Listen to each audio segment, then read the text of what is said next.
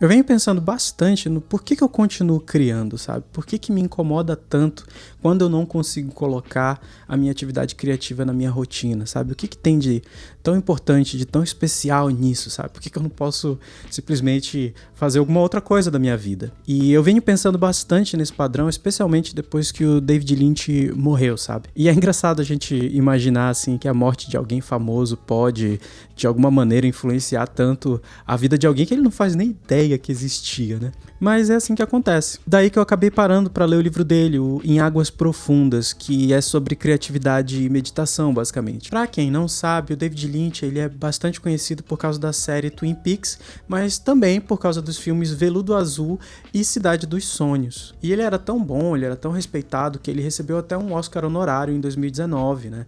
Então, com certeza é um trabalho que, se você não conhece, vale conferir. E uma das coisas que eu mais gosto na forma como o David Lynch se apresentava, assim, é como ele fugia do estereótipo do artista caótico ali, sabe, aflito, cheio de problemas e tal. Pra ele, essa ideia de precisar passar por tormentos psicológicos para ser criativo simplesmente era uma coisa que não fazia sentido algum. Nas palavras dele, essas aflições, elas são como um torniquete, né? Então elas prendem, elas atrapalham o fluxo da criatividade na mente da pessoa. E aí tem uma citação dele que é assim: se você estiver preso nesse torniquete, vai ser difícil se levantar da cama e, mais ainda, vivenciar o fluxo de criatividade e de ideias. Para criar, é preciso ter clareza. Você tem que ser capaz de pegar as ideias. O que ele quer dizer aqui é que o artista precisa se manter bem emocionalmente para continuar exercendo ali a parte prática da criação, né? Ou seja, para se manter consistente no trabalho. E tem uma razão para ele sentir necessidade de falar dessa forma. O ponto é que muita gente associa a criatividade ao sofrimento, né? Tem várias pesquisas que tentam emplacar essa tese de que a pessoa criativa é mais propensa à depressão ou ansiedade, ou seja lá qual for o transtorno mental que ela esteja falando. O que é questionável, né? Considerando que o artista também costuma ser submetido a várias situações que aumentam e muito a pressão psicológica, como, por exemplo, a dificuldade em obter o sustento financeiro ou a cobrança em termos de alta performance, que a gente vê muito entre músicos, dançarinos, atores e tal. Tem um livro chamado Creativity and Mental Illness, que a gente pode traduzir alguma coisa como criatividade e transtornos mentais. Esse livro ele é organizado, editado por um cara chamado James Kaufman. E esse livro trata basicamente desse tema, né? E vai fundo na questão desse mito do artista perturbado ali, né? Do artista com transtornos e tudo mais. Então, quando a gente olha esse assunto, normalmente as pessoas focam nisso, né? Nesses exemplos aí de artistas que lidam ou lidaram de alguma maneira com transtornos mentais, né? Então, o pessoal puxa o exemplo do Van Gogh, sei lá, o Ozzy, né? A Virginia Woolf, a Billie Eilish. A questão é que eu vejo pouca gente falando sobre como a criatividade, na verdade, ajuda o artista a lidar com isso. Aí que tem um monte de pesquisas sobre esse aspecto de como a criatividade pode influenciar positivamente também na saúde mental das pessoas. Tem essa, por exemplo, que saiu na American Psychological Association, que seria alguma coisa como Associação Psicológica Americana, né? Que mostra que tem evidências de que se envolver em atividades criativas é uma maneira de expressar e de regular emoções, né? O que permite que as pessoas processem e gerenciem emoções internas de maneira eficaz. Tudo isso vai bem na direção da minha experiência pessoal. As pessoas criativas, elas têm uma tendência a ser muito intensas, né? Então elas sentem ali profundamente a questão da solidão, do desejo por conexão, né?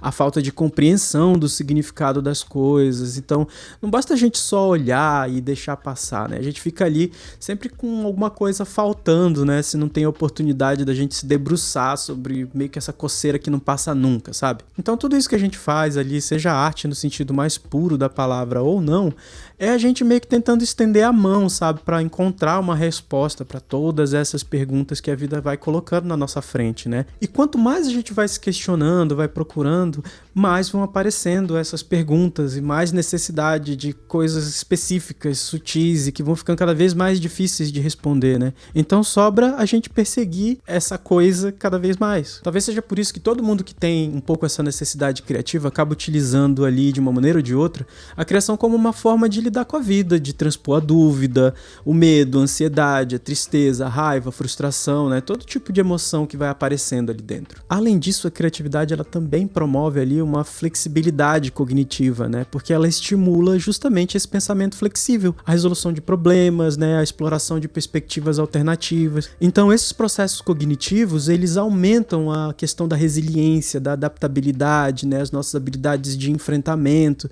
o que acaba promovendo também resultados positivos para a saúde mental. Quando a gente começa a experimentar, né, os nossos processos criativos, a gente também tem que gerenciar a nossa capacidade de persistir até encontrar o ponto certo, sabe? A hora em que finalmente a gente sabe que aquilo ali terminou. Dificilmente isso é uma coisa lógica, né? Mas dentro da gente aparece uma força ali, uma coisa que não deixa a gente parar enquanto a gente não tem esse sentimento de satisfação, sabe? De conclusão. Sem contar que muitas vezes a gente começa imaginando aquilo de um certo jeito, mas no final vai ficando claro que não dá pra ser, né? Que aquilo não funciona. Então no processo a gente acaba encontrando uma outra coisa e aquilo sim vai, tem um sopro de vida, né? E tal, então faz sentido. E aí que é preciso você se abrir, você precisa ser maleável ao ponto de permitir que isso aconteça, porque senão você se perde no caminho, você fica travado. O suporte social e a conexão também são fatores importantes na relação entre a criatividade e a saúde mental, já que os atos criativos muitas vezes envolvem ali, né, interações com outras pessoas e o engajamento com uma comunidade. As atividades colaborativas, elas promovem um senso de propósito, de satisfação, de integração social, que são importantes para o bem-estar da pessoa. E isso faz todo sentido, né, se você parar para pensar, porque a depressão e a ansiedade, muitas vezes, elas vêm acompanhadas desse aspecto do isolamento social, né? A pessoa, ela vai se fechando, vai perdendo a conexão com as outras pessoas. Mas muitas atividades criativas, elas, na essência, envolvem alguma forma de comunicação. Então, mesmo que você esteja sozinho no seu quarto criando, você está ali se preparando para compartilhar alguma coisa com alguém. E isso faz todo sentido se você parar para pensar, né? Porque a depressão, a ansiedade, elas muitas vezes vêm acompanhadas de um aspecto de isolamento social. Então a pessoa ela vai se fechando, ela vai perdendo a conexão com os outros e tal. No entanto, as atividades criativas, na essência, muitas delas envolvem esse aspecto da comunicação, né? Então, mesmo que você esteja ali sozinho, criando lá no teu quarto, você está se preparando para compartilhar alguma coisa com alguém. E basta olhar para o tanto de atividade criativa que é feita em conjunto com outras pessoas, né? Então você tem a música, você tem o teatro, o cinema, a dança, né? Até a escrita, que parece uma coisa super solitária, acaba gerando livros, né? Que vão conectar com os leitores, que vão criar comunidades online, que vão criar discussões. E mesmo quando a atividade em si não é coletiva, o progresso naquele ofício quase sempre acaba envolvendo, né, algum tipo de interação social. Então, você vai para um curso, você encontra gente que faz a mesma coisa, né? Você participa de grupos online, você vai em eventos da sua área. Eu mesmo adoro dar oficina de escrita justamente porque é sempre incrível encontrar com gente que também gosta de escrever. Eu acho também que um dos principais motivos para continuar criando e para priorizar isso na vida é que a criatividade dá uma espécie de barato ali, sabe? É um efeito similar a quando você pratica um esporte, sabe? Quando você vai pra academia, quando você mexe o corpo, né? Todo mundo incentiva esse aspecto, assim, né? De ir lá e cuidar do corpo e tal. Mas eu vejo muito pouco se falar sobre como a criatividade também causa isso, né? E é uma coisa que tem até uma comprovação científica, assim, né? O que o pessoal chama de estado de flow. Para quem não sabe, o estado de flow, ele foi estudado por um psicólogo que tem esse nome super complicado que eu não vou pronunciar, mas eu vou colocar aqui, que dedicou décadas para estudar esse fenômeno, que é basicamente o efeito que acontece na mente quando você se concentra em algo por algum tempo sem nenhuma distração. Depois de certo tempo, sabe, aquilo ali te domina, sabe? Você mergulha ali e a coisa só vai. Eu só posso dizer, para quem de repente não conheço esse estado, que é muito bom, assim, pra mim é uma das coisas mais satisfatórias da vida. Mas tem umas características específicas que definem, né, o flow, não é qualquer estado de foco, né? Então primeiro você perde a noção do tempo do que você tá fazendo, né? É como se, sei lá, 5 horas fossem 20 minutos. Comigo acontece de que se eu entro num fluxo criativo ali, muitas vezes eu esqueço até de comer, de beber água, de ir ao banheiro, sabe? Parece coisa de maluco, mas é bem assim a experiência. Segundo, o seu senso de autoconsciência desaparece. Então você não fica ali se julgando, você não fica preocupado com o que os outros vão pensar, não fica travado, inseguro. É você e o que você está criando ali e ponto final, sabe?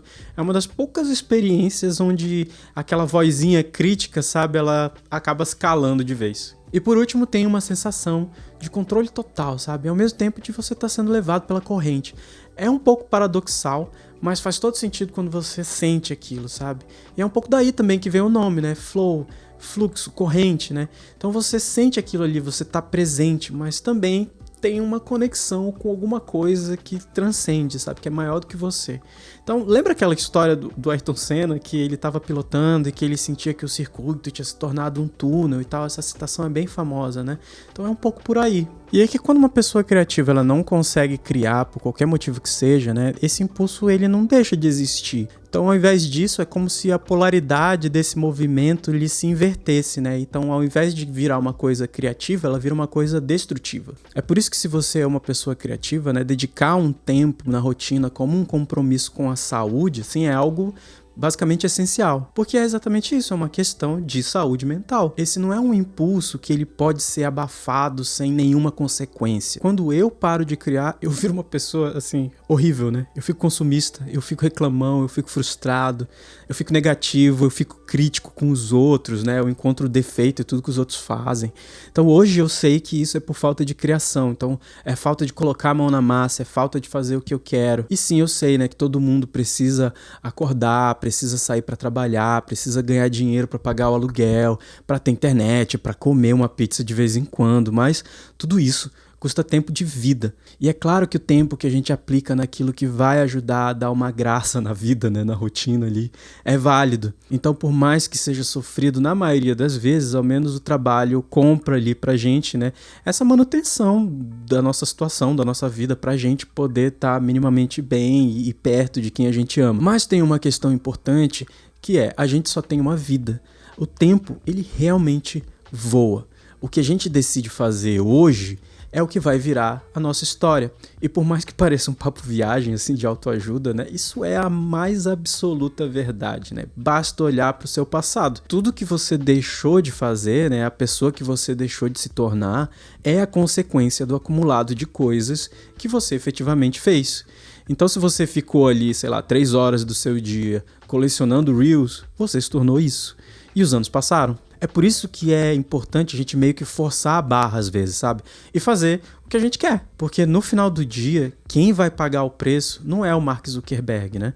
É você, sou eu. A vida vai passar. E não dá pra esquecer disso. Além disso, tem uma coisa dentro da gente, né, que não pode ser comprada, sabe? Não importa quantos sorvetes, quantos hambúrgueres, ou jogos de videogame, ou filmes, ou cadernos, ou carros, ou casas que você tenha, sabe?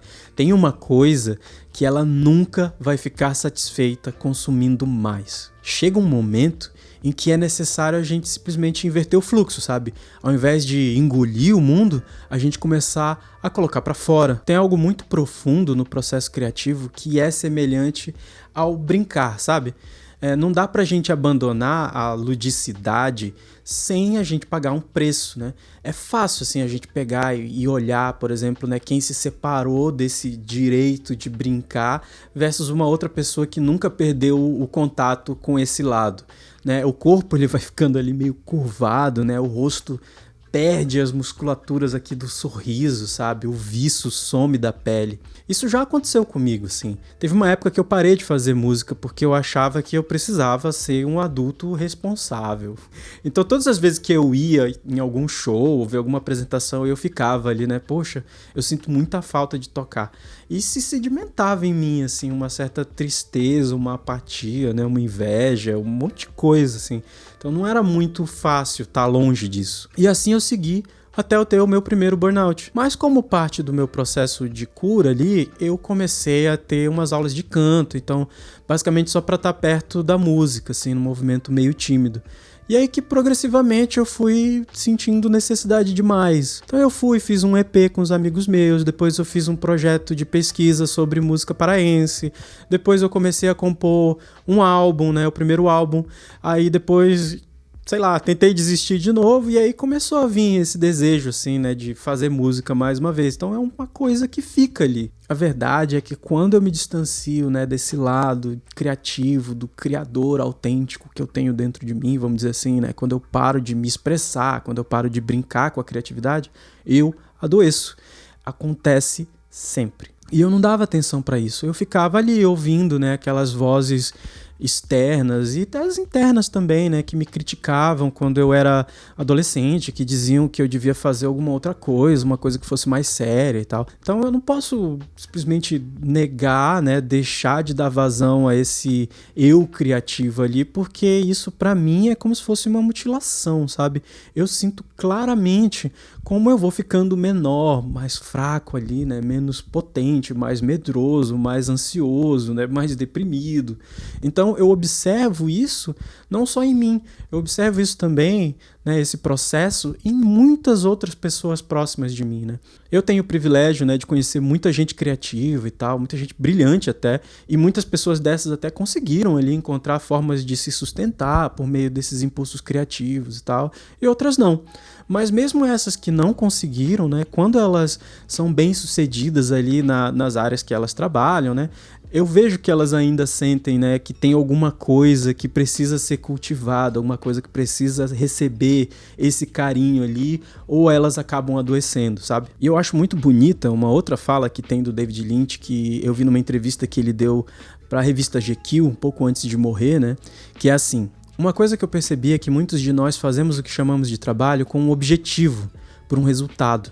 E enquanto estamos fazendo, não há tanta felicidade assim. E ainda assim, é a nossa vida que está passando. Se você está transcendendo todos os dias, cultivando essa felicidade, chega um momento em que não importa qual é o seu trabalho, você simplesmente fica feliz ao fazer. Você fica feliz nas coisas pequenas e nas grandes. E se o resultado não for o que você sonhou, isso não te destrói se você curtiu o processo. É importante que a gente aproveite o fazer da nossa vida. Daí que cultivar a criatividade, a arte por meio da música, da escrita, ou seja lá qual for o meio que você escolher para isso, é um ato de autocuidado, sabe? É um ato de amor por você mesmo e pelos outros. Porque, afinal de contas, né, se a gente tá ali entregando o melhor que a gente tem, né, com empenho, sempre querendo se aperfeiçoar, se divertindo e crescendo no processo, isso é viver com potência, com brilho, sabe? Isso é se entregar ao prazer e é se entregar à vida. E aí, esse é o vídeo de hoje, espero que você tenha gostado. E agora, já que você chegou até aqui, eu queria pedir para você assinar o canal, ativar o sininho, deixar um comentário, deixar um like, enfim, toda aquela missa que a gente já conhece. Desde já agradeço e até mais.